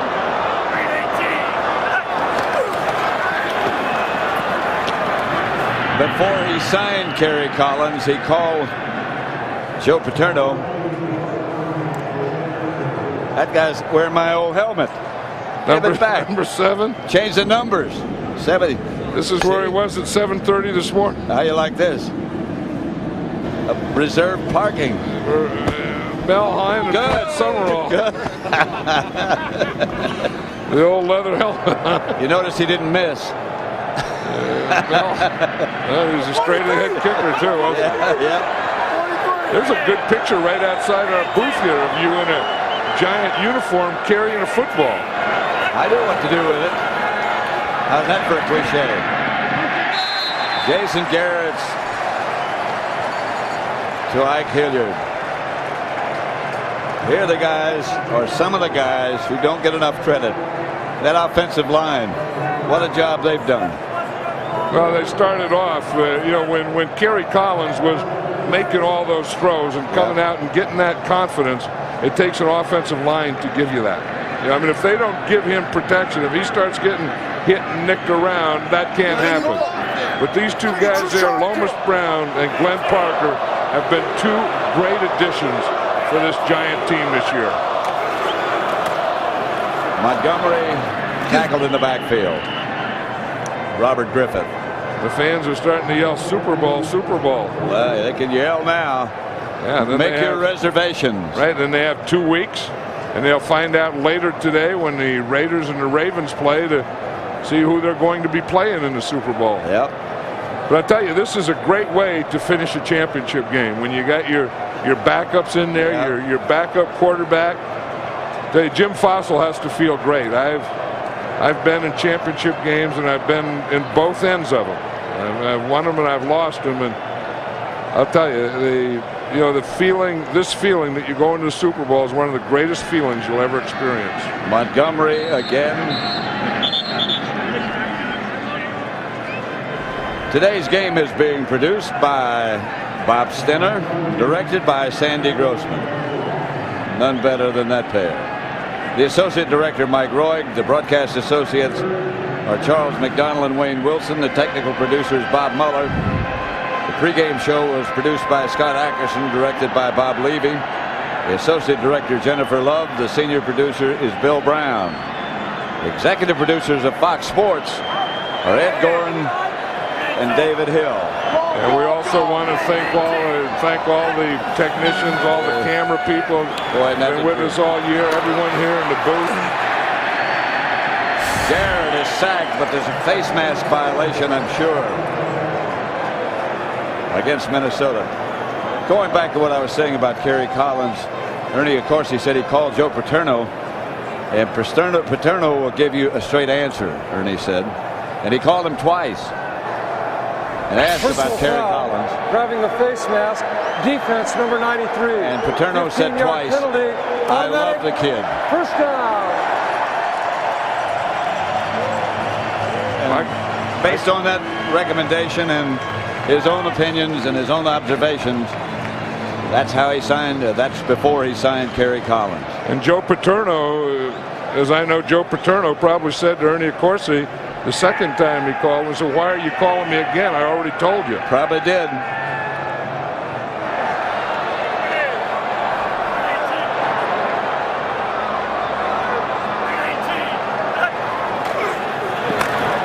Montgomery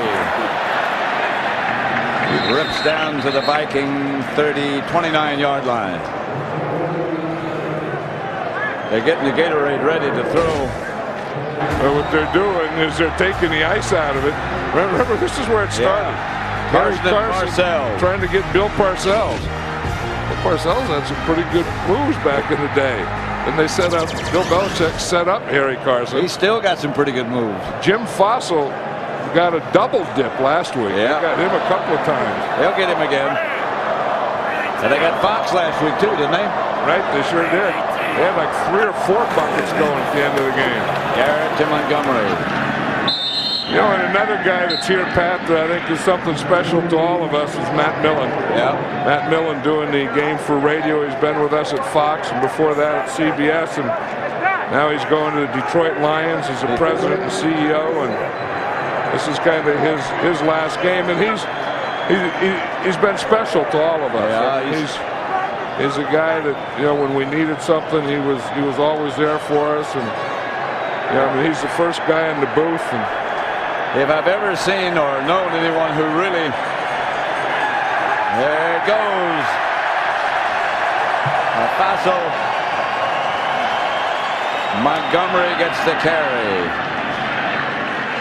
Jim Fossil, how could he not know better? Well, he knew it was coming. No, he didn't know it was coming. Of course he did. No, you got to get in a hunker or Sure something. he did. No, you saw Parcells. Yeah. Parcells knew it was coming.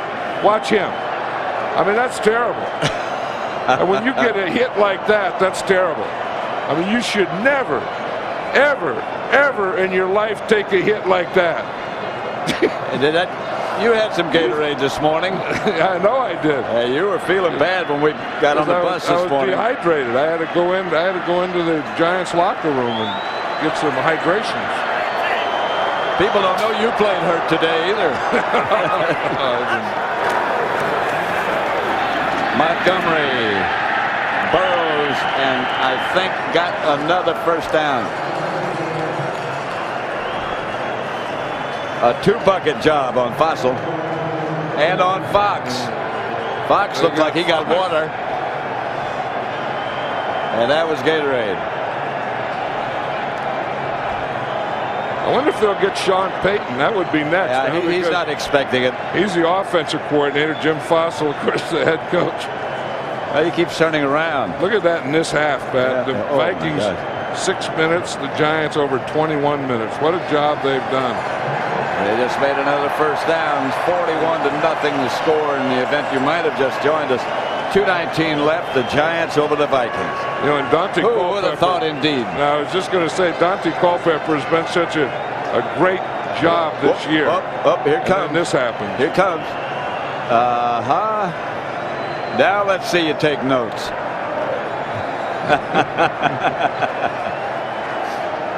Did you see him? That's a good play caller, though. Sean Payton was right in the middle of calling a play, and he didn't miss Never missed a beat. He took the water in the head and kept calling the play. 2 minutes to go. Now, this is Larry McDuff here. He's the special teams coach. Watch what you get if you're a special teams coach. A few cups. If you coach, you don't even get a bucket. The head coach and the coordinators get buckets. Yep. Well, Jim Fossil, he said when his team was down, I guarantee you this team is going to the playoffs. And they're headed for the Super Bowl. This has to be one of the longest afternoons, mornings, whatever, in history for the Vikings. It's the first time they've ever been shut out in their playoff history, and they've been to the playoffs a lot. And this guy here, Dante Culpepper, in his second year, starting for his first year, had an outstanding year. I mean, and he's an outstanding guy, and he's going to be back to a lot more of these games. But today wasn't his day. Today was the day of the Giants.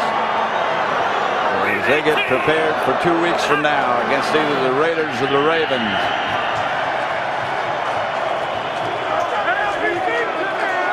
Championship T-shirts already made. And the caps, it doesn't take them long to get it out. It doesn't.